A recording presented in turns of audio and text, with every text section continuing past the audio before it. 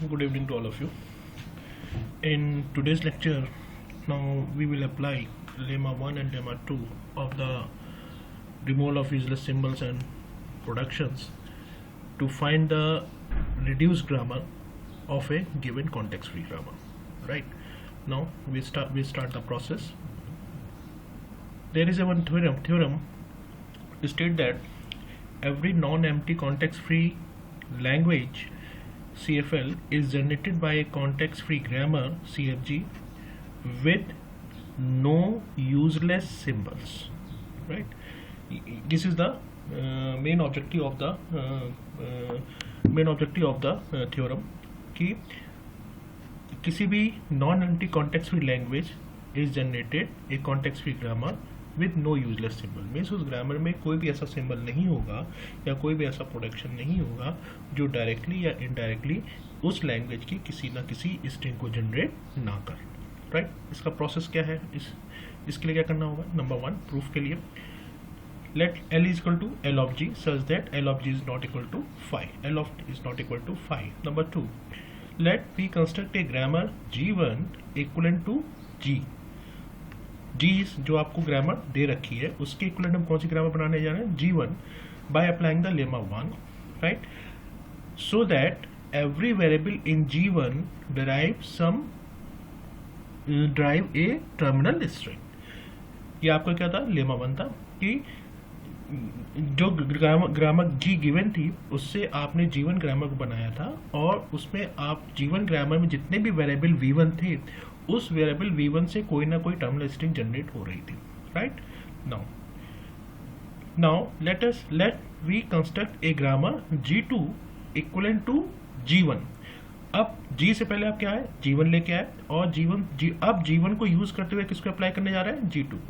Can we construct a grammar G2 equivalent to G1 by lemma 2 so that every symbol in G2 appears in some sentential form of G2.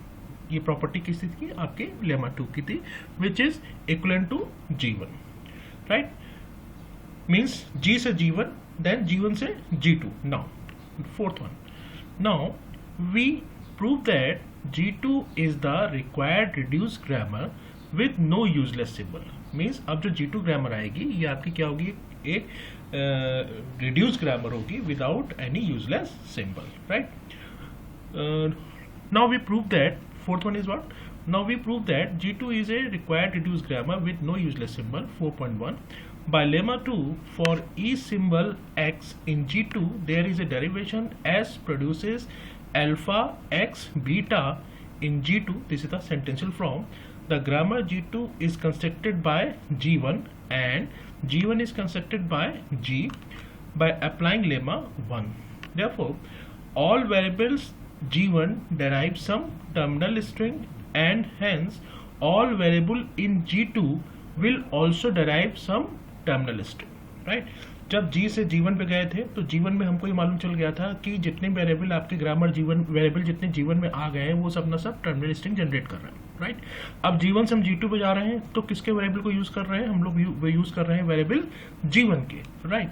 तो इसका मतलब ये सारे variable पहले से क्या generate कर रहे थे? स्ट्रिंग जनरेट कर रहे थे. इसका ऑटोमेटिकली क्या हो गया? G2 के जितने वेरिएबल्स होंगे वो सारे वेरिएबल्स भी आपके क्या जनरेट करेंगे? कोई ना कोई टर्मिनल स्ट्रिंग जनरेट करेंगे. राइट?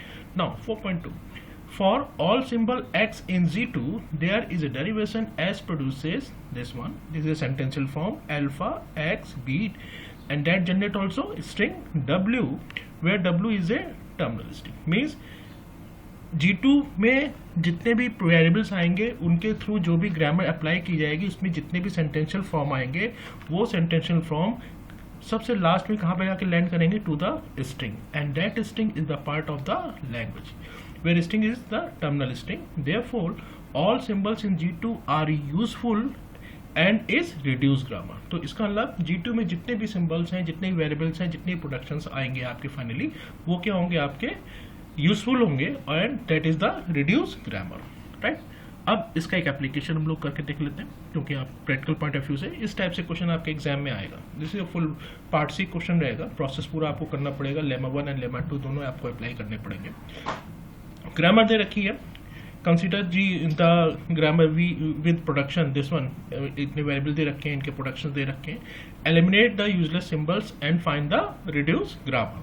राइट, तो आपको इससे क्या फाइंड करना होगा, रिड्यूस ग्रामर फाइंड करना होगा. क्या करना होगा, मेन ऑब्जेक्टिव तो ये है. दिस वन क्या कह रहा है, G1 G पे क्या अप्लाई करेंगे, लेमा 1, फाइंड क्या करेंगे G1, एंड G1 पे क्या अप्लाई करेंगे, लेमा 2, देन फाइंड क्या करेंगे G2 जो आएगी वही हमारी क्या होगी, रिड्यूस ग्रामर होगी. राइट, प्रोसेस देख लिए.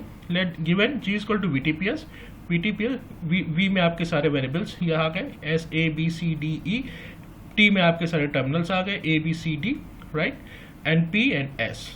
ठीक है, अब पहले क्या हमको अप्लाई करना है, G लेमा 1 अप्लाई करना है किस पे, ग्रामर G पे, एंड देन लेमा 2 अप्लाई करना है किस पे, G1 पे. राइट, तो स्टार्ट करते हैं हम लोग. First we apply find G1 by applying lemma 1 on G. Lemma 1 आपको लेमा 1 में जो प्रोसेस बताया गया तो वही हम यहाँ पे यूज करने जा रहे हैं. Late G1 is equal to, अब G1 पे अप्लाई करने जा रहे हैं तो इसमें क्या क्या चेंजेस आएंगे, V1 and P1. T and start variable क्या होता है, कॉमन रहता है in case of the lemma 1. Let G1 is equal to V1 T P1 S is equivalent grammar to G with symbol which derive the terminal string. Each variable will derive the terminal string. Now algorithmic step are used of V1 and P1. For V1 क्या था, V old is equal to 5 किया था, right, and V new is equal to CE. इस grammar को देखते हुए CE, क्योंकि हमको वो वेरिएबल सिलेक्ट करने पड़ेंगे जो हमारी सिर्फ क्या जनरेट कर रहे हो, टर्मिनल जनरेट कर रहे हो. तो यहाँ पे ये वेरिएबल आपका कोई टर्मिनल, ये टर्मिनल नहीं जनरेट कर रहा है, ये टर्मिनल जनरेट नहीं कर रहा. C आपका जनरेट कर रहा है terminal is what, string generate कर रहा है कौन सी, AC. D आपका कोई स्ट्रिंग जनरेट नहीं कर रहा. E आपकी डायरेक्टली टर्मिनल जनरेट कर रहा है, that is what, A. Right, तो इसीलिए यहाँ पे V new is equal to what, CE, since C produces AC and E produces AB and A, AB and A दो प्रोडक्ट ये जनरेट कर रहा है. Then terminal string. राइट, अब V old क्या है 5, V new क्या आ गया CE, V old is not equal to V new, therefore V process आगे वही फिर से रिपीट होगा. V old को हमने क्या किया, V new किया, V new में क्या आ गया C, E. नाउ फिर से वही process, V new is equal to V old, ये प्रोसेस था. A produces alpha for some alpha must belongs to V dot V old plus T star. इसमें V old क्या हो जाएगा CE, T क्या हो जाएगा ABCD. राइट, T आपका जो ऊपर दे रखा है वही आपका क्या हो जाएगा ABCD. राइट, नाउ अब इसमें क्या होगा, V old plus T star क्या हो जाएगा C, E ABCD E उसका होल स्टार. अब ये प्रोसेस इस पर फिर से अप्लाई करने जा रहे हैं. V new is equal to what, क्या आ गया CE, V old की वैल्यू CE यहाँ पे आ गई, union A produces alpha for some alpha belongs to V old plus T का होल स्टार. राइट, अब इसमें वेरिएबल्स हम ऐड करते जाएंगे जो इस प्रॉपर्टी को फॉलो करेंगे. राइट, तो इसमें कौन सा वेरिएबल आया S में आपका एक प्रोडक्शन आ रहा होगा CCC, and CCC is the member of V old plus T का whole star, means CCC is the member of this one. Right, तो S इसमें इंक्लूड हो गया. Now next one is what, B में आपका एक प्रोडक्शन आ रहा है, that is what BC, and BC is belong to what V old plus T का होल स्टार, मींस BC आपका इसका जो क्लोजर लिया जा रहा है उसमें कोई ना कोई मेंबर आपका BC जनरेट हो सकता है. That's why now B is added in this group. Now C is CC and AC. C को हम लोग पहले भी चेक कर चुके हैं, इसलिए C ये दोनों पार्ट भी आपके इस V old plus T star के मेंबर होंगे, इसलिए आपका C यहाँ पे इंक्लूड हो जाएगा. और E प्रोड्यूसेस AB, A, ये भी आपके इसके मेंबर होंगे, इस क्लोजर के मेंबर होंगे, इसलिए E आपका यहाँ पे इंक्लूड हो जाएगा. राइट, नाउ इसका कंप्लीट CE यूनियन SBCE क्या आ गया, V new is equal to SBCE. Right, since again V new is not equal to V old, यहाँ पे न्यू क्या आया SBCE, और यहाँ पे क्या था आपका S is equal to CE. Right, यहाँ पे क्या था आपका, this is one V old is equal to CE. It means V old is not equal to V old. Therefore फिर से वही प्रोसेस हमको स्टार्ट करना पड़ेगा. V new is equal to V old. कौन सा प्रोसेस ले आएंगे SBCE. अब V old की वैल्यू क्या हो जाएगा SBCE, एंड फिर से वही प्रोसेस आपको स्टार्ट करना पड़ेगा. उस प्रोसेस में आपको स्टार्ट करने के लिए आपको V new is equal to V old union A produces alpha for some alpha V old plus T का whole star. Right, V old plus T का होल स्टार, यहाँ पे क्या है आपका S B C E, T क्या है ए B C D, इसका क्या हो गया होल स्टार, राइट। नाउ अब इस वी ओल्ड की वैल्यू क्या हो चुकी है एस बी सी ई, तो ये वी ओल्ड की वैल्यू यहाँ पे ये ले लिया जाएगा S B C E union A produces alpha, alpha must belong to what V old plus T का होल स्टार, इसमें वी ओल्ड प्लस टी का होल स्टार क्या है ये, राइट। नाउ ये प्रोसेस ये एज इट इज यहाँ पे मैप हो जाएगा यूनियन। अब फिर से हमको जो ग्रामर जी दे रखी है उसमें हर प्रोडक्शन को देखना पड़ेगा। वहां पे हमने एस प्रोडक्शन हमने पाया कि ये दो ऐसे प्रोडक्शन थे B B B and C C जो वी ओल्ड प्लस टी के होल स्टार को बिलोंग कर रहे हैं। मीन्स इसके क्लोजर में V old plus T star के इसके क्लोजर में B B B B B आएगा and then C C C का भी जनरेशन इससे जनरेट हो सकता है। Now S is again the member of this one. Same for what A B S and A B C is the part of this one, that's why A is also the member of this one. Now B produces BC, BC is also the part of this closure, that's why B is included in this category.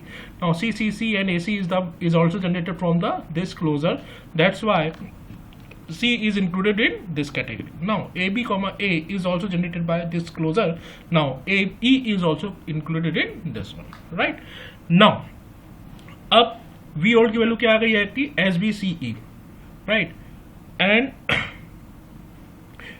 S B C E, और इसके पहले क्या था no V old की value क्या आ गई, sorry V new की वैल्यू क्या आ गई S A B C E, और वी ओल्ड की वैल्यू थी क्या एस बी सी ई।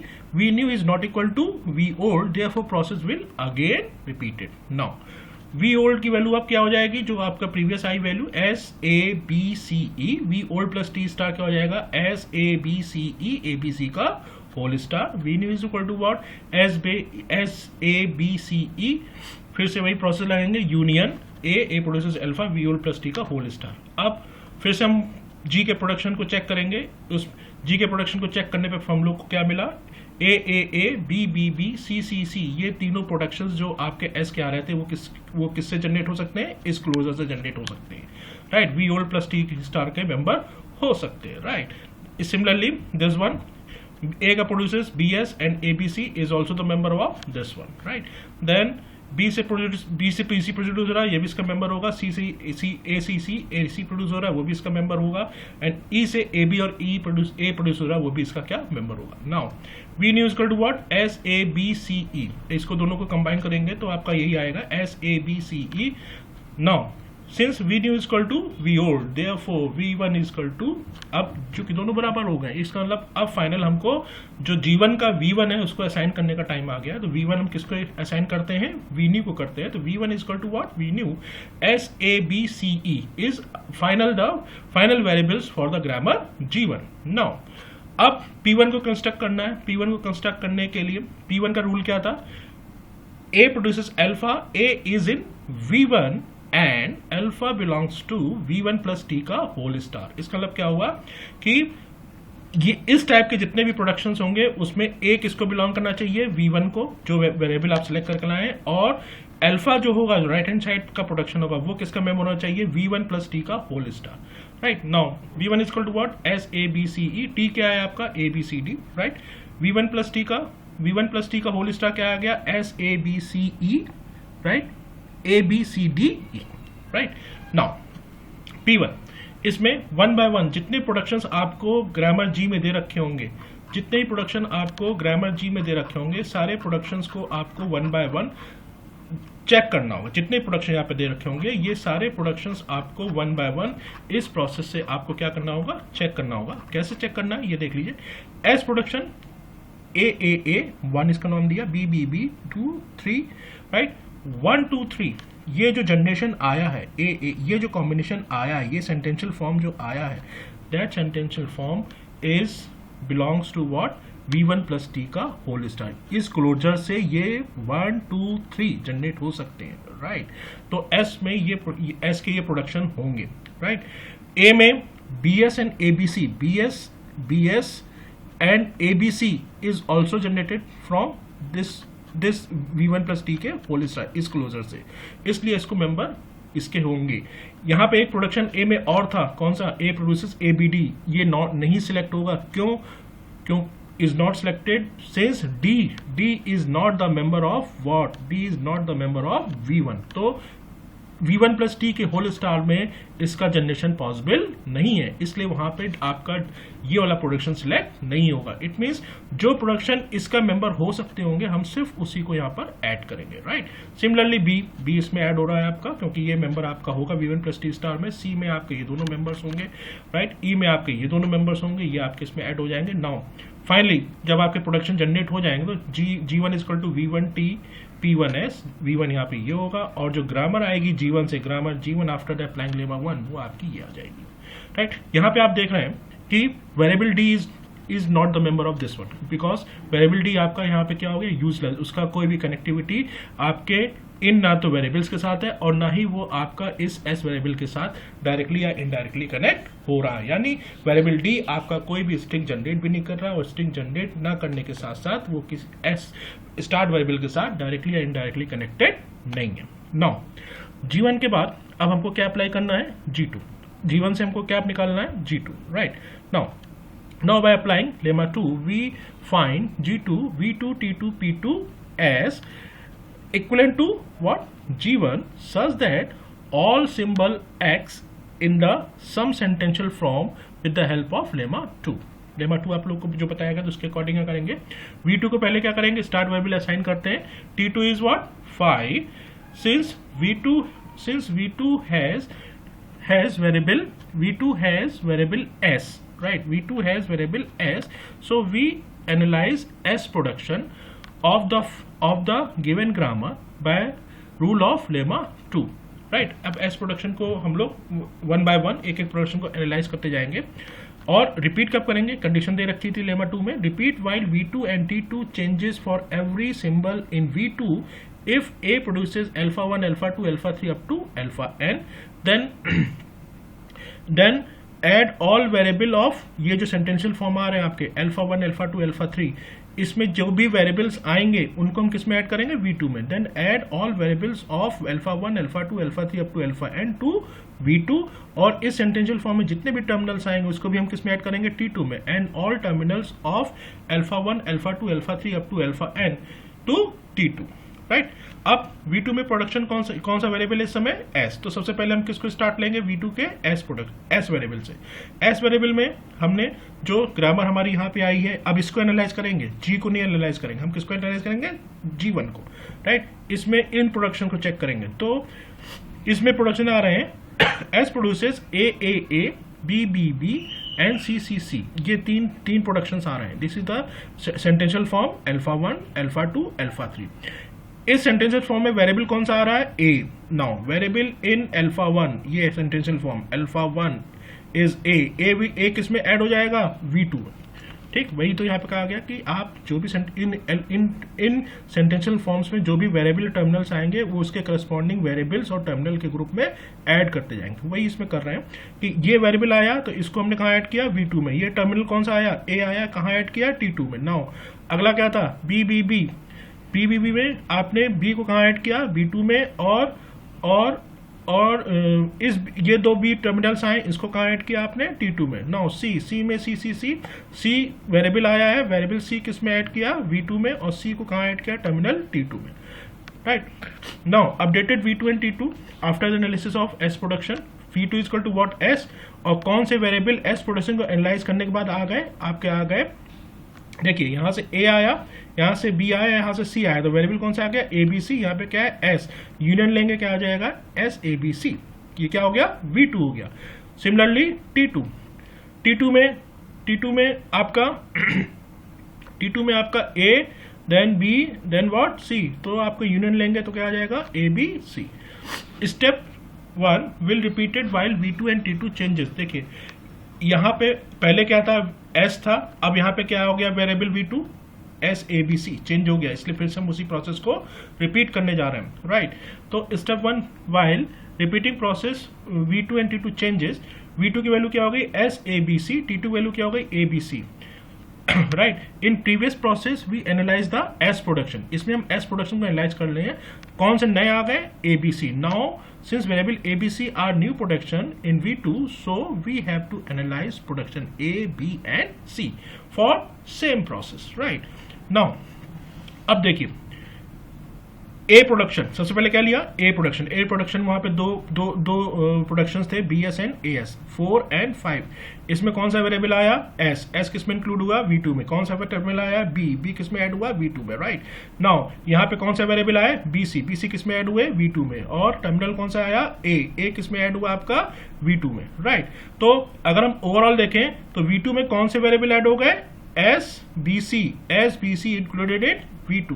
और T2 में कौन से वेरिएबल ऐड, टर्मिनल ऐड हो गया, बी यहाँ से ऐड हुआ, ए यहाँ से ऐड हुआ, यानी T2 में ऐड हो गया A and B. Same process for B production. B production में आपका एक ही प्रोडक्शन था, this is B and C. तो सी किस में ऐड हुआ आपका, V2 में, और बी किस में ऐड हुआ आपका, T2 में। इट मीन्स बी प्रोडक्शन के एनालिसिस के बाद हमारा V2 में क्या ऐड हुआ वेरिएबल, सी, और T2 में क्या ऐड हुआ, B. Now same process for analysis of C production. C production में A C C and A C, right. Then C variable किस में आया, अल्फा 7 में, तो ये किस में ऐड हुआ, V2 में, राइट। टर्मिनल कौन से आया, ए एन सी किस में ऐड हुआ, T2 में। इसको देखिए, ये क्या है, स्ट्रिंग है। Terminal in alpha 8 is what, A C किस में ऐड हुआ, T2 में। तो V2 में कौन सा प्रोडक्शन ऐड हुआ आपका, सी, एंड T2 में कौन सा हुआ, ए एन सी, राइट। अब फाइनल V2 को निकालने के लिए प्रीवियस जो V2 था वही आपके यहाँ रखेगा, एस ए बी सी। ए से ए प्रोडक्शन के एनालिसिस के बाद कौन सा ऐड हुआ, बी के बाद कौन सा वेरिएबल ऐड हुआ, सी के एनालिसिस के बाद कौन सा वेरिएबल ऐड हुआ, वो लिख देंगे। ए की वजह से हमारा क्या आया था, एस बी सी आया था, राइट। बी की वजह से क्या आया था, बी के बाद हमारा सी आया था, राइट। और सी प्रोडक्शन को एनालिसिस के बाद कौन सा प्रोडक्शन वेरिएबल आया था, सी आया था, right. S B C C C, right. बना क्या, S A B C, right. Now same for what, terminal. यहाँ पे पहले से ए बी सी था, ए से कौन आया, ए बी। बी प्रोडक्शन से कौन आया, बी। और सी प्रोडक्शन से कौन सा आया, ए सी। तो T2 क्या हो गया, A B C. No, V2 is equal to what, SABC, and T2 is equal to what, ABC. Since V2 and T2 are same as V2 and T2 previous one, right? दोनों क्या हो गए आपके, same हो गए।